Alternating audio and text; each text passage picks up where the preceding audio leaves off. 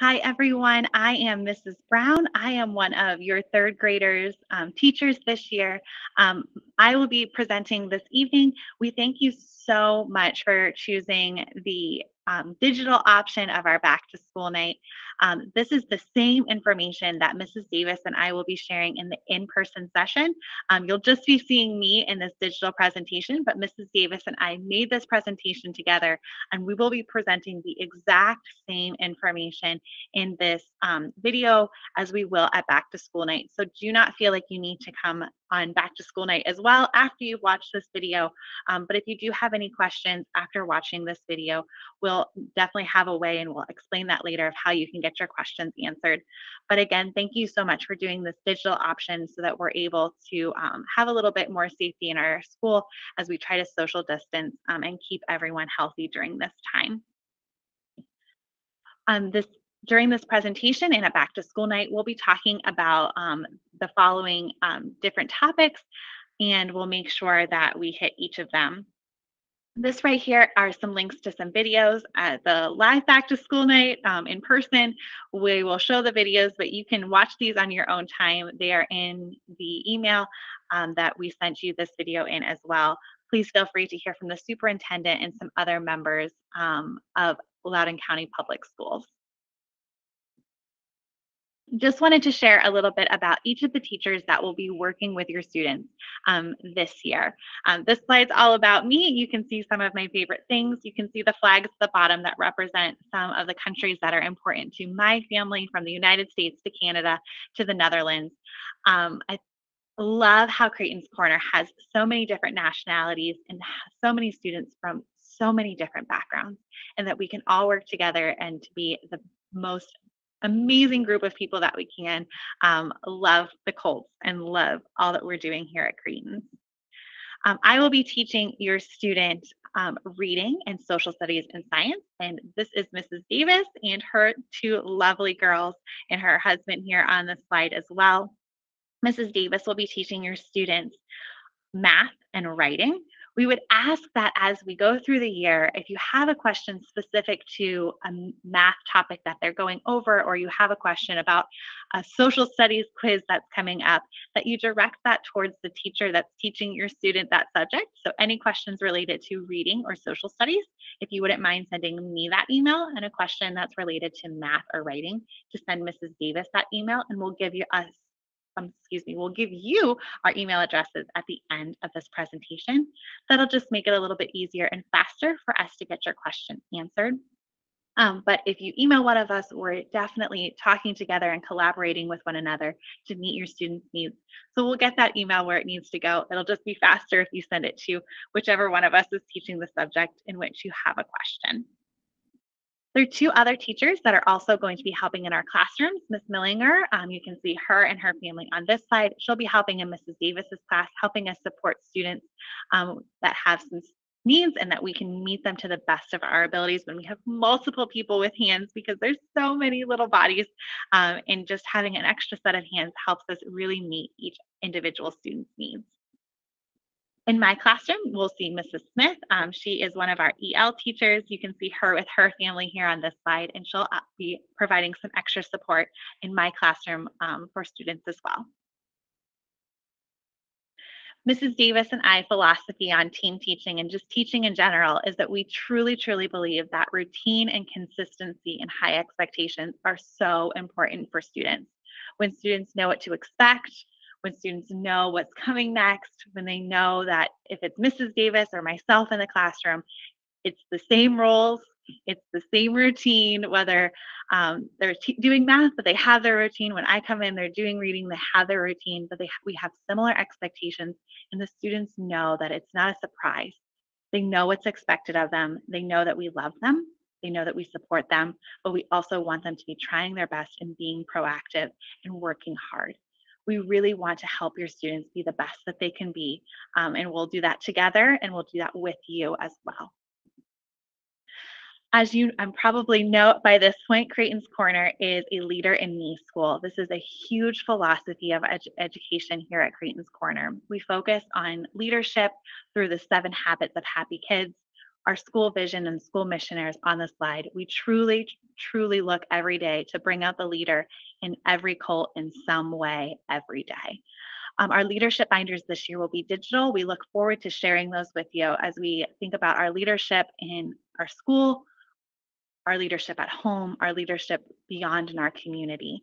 We really want our students show the 7 habits that are here on this slide, focusing on their personal habits, on working with others, and bringing it all together by sharpening the saw, helping them find those hobbies and things that they enjoy that truly help them to build themselves up and build up those people around them. We do Leader in Me because it's a process designed to help us find leadership in each student and bring that out to help students build confidence and give them an opportunity to shine. We want to help students have responsibility and fuse those 7 habits into their lives and to learn 21st century skills. We're really focusing on those habits these first 8 days of school, but we'll be focusing on those habits all year long because we truly believe it helps students become the best that they can be. We also infuse something called responsive classroom into each of our days. This is a type of philosophy that helps us infuse social and emotional learning to help students be confident and that we can learn about each other. Every day we start with a greet, a share, an activity where we learn about each other, our likes, our dislikes, our fears, those times that we've been courageous. And it's a student-centered approach, and it helps our classroom be safer, more joyful, and more engaging throughout the year. This year, we will also have houses in 3rd grade, which means that each of your 3rd grade students will belong to a house that's full of other 3rd grade students. Now, we're not actually going to go to a house because we got to keep our students distant, but they will have a certain sense of belonging as they earn points through being respectful or working hard in the classroom, showing creativity, and helping others. Every month, we'll also be competing in a house event with all the other 3rd grade students within our classroom. We'll do the event and then we'll combine all the scores from all the classrooms and celebrate together. Just helping students really feel like they belong to something else, even in the 3rd grade as a whole, even as we kind of have to keep the students separate, finding ways that we can build that togetherness and that feeling of being connected in our school. We'll give you more information as we move forward and help the students get into their houses this year. Just some nitty-gritty details that help us move forward with our school year. We will have snack time each day. In the morning, our lunch is from 12:20 to 12:50, so a little morning snack helps us get to that 12:20 mark. Please make sure that your student has an allergy-aware snack that helps us keep all of our students safe. If you're having trouble getting a snack for your student, please reach out to us so we can ensure that every student has enough to eat throughout the day. Our lunch, as I said, is from 12:20 to 12:50. That's for both my homeroom and Mrs. Davis's homeroom. We have lunch at the same time. Something that's a little bit different this year is that we have lunch every other week in the cafeteria, and the off week, we have students eat in the classroom. Both during snack time and lunchtime, we're really trying to keep the student as distant as possible, as this is the time that they won't have their masks on. If we can eat outside, we're trying to eat outside, but we're trying to keep students distant, and that's why you'll see that every other week in the cafeteria and lunchroom, so we don't have the entirety of 3rd grade eating together, because that's a lot of students in the cafeteria. So this current week, we're eating in the classroom, and the following week, we'll be eating in the lunchroom. Please remember that breakfast and lunch are free for all students this school year. On the topic of homework, students will not be assigned a specific homework assignment every week or every night. Instead, we are giving you access to a variety of digital platforms, including Epic, Dreambox, RazKids, IXL, and we'll give you their word study words when those are assigned from Miss Davis. We also sent home the Go Math books, which were those math workbooks, which you can use for additional practice as well. If there's ever an area where we feel like your student needs extra practice, we will definitely reach out to you so that we can work together and ensure that your students are mastering the standards that they can. But if you have a specific question about an area or a skill about your student, please reach out to us. Grading in 3rd grade is very similar to 2nd grade, but don't feel like, if you're a little confused, let me kind of break it down for you on the scale here on the side. When a student comes home with a paper, you're going to see a score of 4, 3, 2, or 1 on the top of the paper. That's referring to this grading scale here on the left-hand side of your screen. A 4 on a paper means that they exceeded the standard. That doesn't necessarily mean that they got a 100% because that's really meeting the standard often. Instead, exceeding the standard means that they did a bonus or they showed more knowledge than what we were asking for them to show. And they'll be given opportunities to give a bonus or do extra work to kind of show that they know beyond what we were just teaching for their standard in class. A 3 means that they got almost all or all of the questions correct without needing much help. A 2 means that they might have missed some questions and they might have needed some extra help in explaining the directions or explaining the steps of a problem. And a 1 means that the student really struggled with the assignment.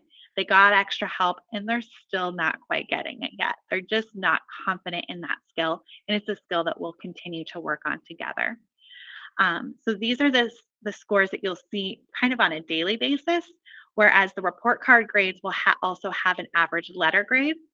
But please know that our main focus is not on is it a 3, is it a 4, is it a 2? Instead, it's is the student getting a little bit better every day? Are they understanding a little bit more of the material that we are covering? This is an example of a rubric that might be shared with your student where they're able to kind of see what they would need to do as this is explained to them in order to get each one of those number grades. Take a deep breath before we get to this slide too much in. Testing is always one of those topics that kind of causes a little bit of anxiety, possibly, or just kind of this unknown factor. Especially this year, we have some changes in our testing, especially in third grade. So I wanted to break it down to you here at the beginning of the year, and we'll definitely give you more details as we move forward throughout the year. A big change this year is with the Virginia SOL. In the past, this test has only been given once a year in the spring, and third grade has been given a reading and math SOL. This year, things have changed quite a bit with the SOL.